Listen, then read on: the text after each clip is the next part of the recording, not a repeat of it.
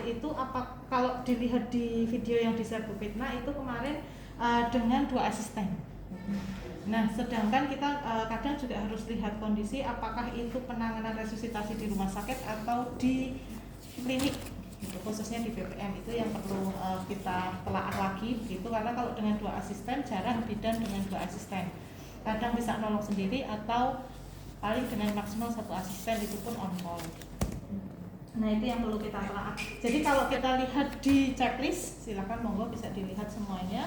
Jadi kita saat mau nolong persalinan berlangsung itu selain kita menyiapkan barang-barang untuk patuh, juga menyiapkan meja resusitasi.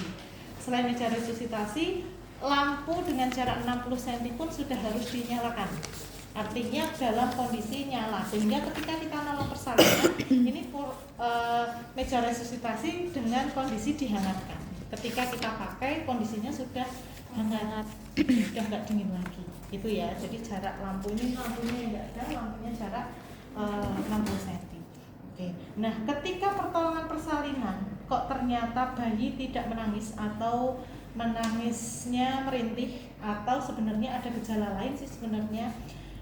Kurang bulan, masih ingat dulu ada kurang bulan, kemudian ketika ketuban kita pecah atau ada mekonium, itu udah tanda-tanda kita mulai harus siapkan resusitasi. Kemudian ketika lahir bayi nggak menangis atau merintih, itu segera kita siapkan untuk resusitasi. Jadi kita posisinya sebenarnya sama seperti gawat daruratan lainnya, udah posisinya udah pakai APD lengkap ya. Yang beda adalah hanya ganti handscoon, pakai handscoon baru karena habis nolong persalinan pasti banyak darah. Ganti sarung tangan, kemudian ambil dari ibu karena adik menangis merintih, saya harus ambil tindakan untuk membersihkan lendirnya. Ibu berdoa ya, dilakukan dengan cepat. Kemudian masih ingat haikap? Masih. Apa itu Hangatan, berjalan nafas. Itu masih ingat. Terus isap lendir, isap lendir, keringkan. Mulut dulu atau hidung dulu? Hidung. Mulut dulu. Ayo, yang benar mana?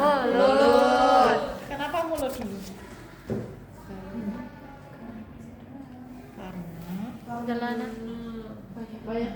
banyak ya sama aja, waktu satu lubang.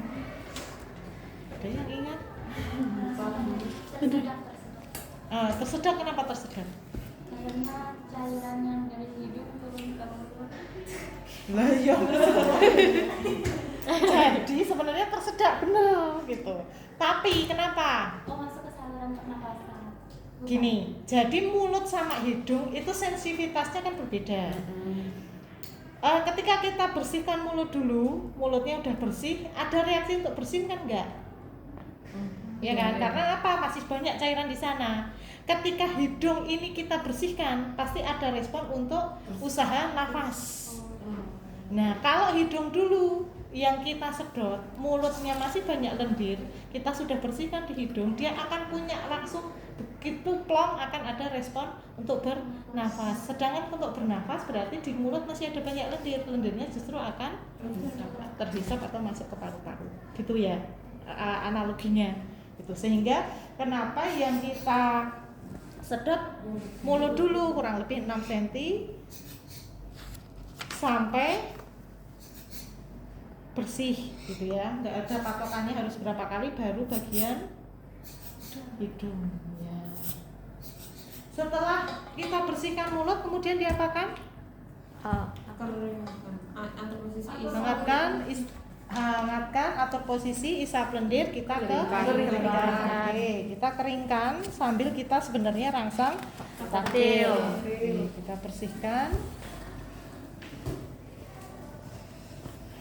sambil kita siap dengan handuk yang kedua.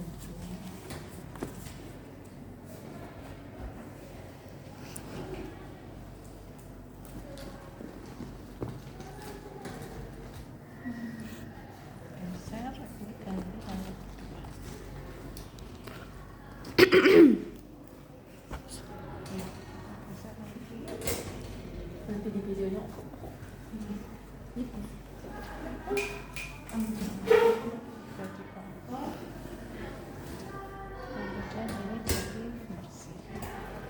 Oke, kemudian jangan lupa kita sentil kaki. Kemudian kita atur posisi kembali. Setelah atur posisi kembali, kalau dulu pakai stetoskop, kalau sekarang Oximetri. Kita pasang oximetri. Kemudian ternyata denyut jantungnya kurang dari 100. Apa yang dilakukan? VTP. Kita lakukan VTP.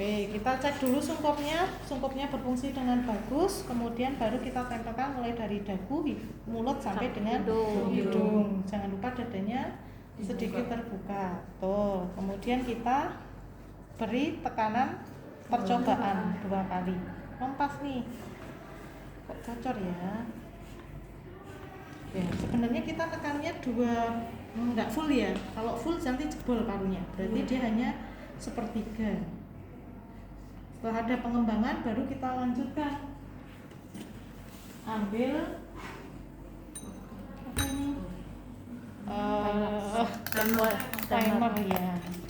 Kemudian kita lakukan 1, coba itu lepas, 2 lepas, 3 lepas, 4 lepas, 5 lepas, 6 lepas, 7 lepas, 8 lepas, 9 lepas, 10 lepas, 12 lepas, ya 20 lepas. Kemudian kita evaluasi, lihat oximetrinya. Oh, masih kurang dari 100, berarti masih dilakukan 20 kali dalam 30 detik. Atur lagi timernya, kemudian kita mulai lagi. Kalau ini lepas berarti harus lakukan ventilasi percobaan dulu, karena ini belum tak lepas sehingga masih bisa dilanjutkan.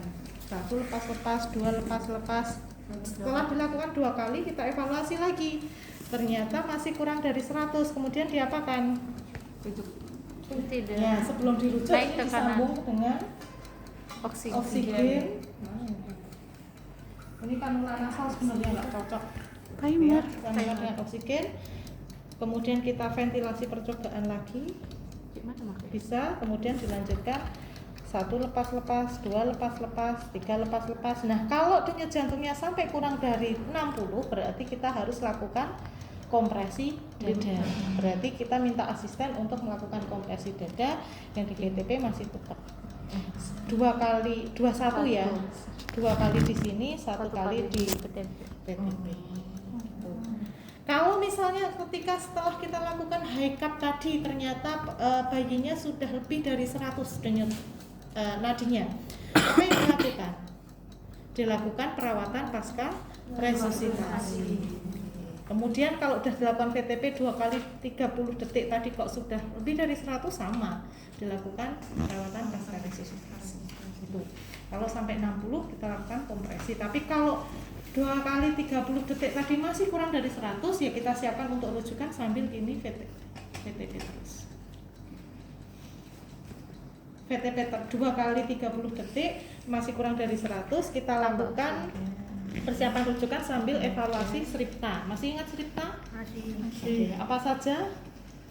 S, perlengkapannya kita perhatikan lagi, kemudian kita atur posisinya apakah sudah sesuai, kemudian kita isap lendir jika memang dilihat masih ada lendir, kemudian buka mulut, tambah tekanan ini oksigen, kemudian Alternatif lain.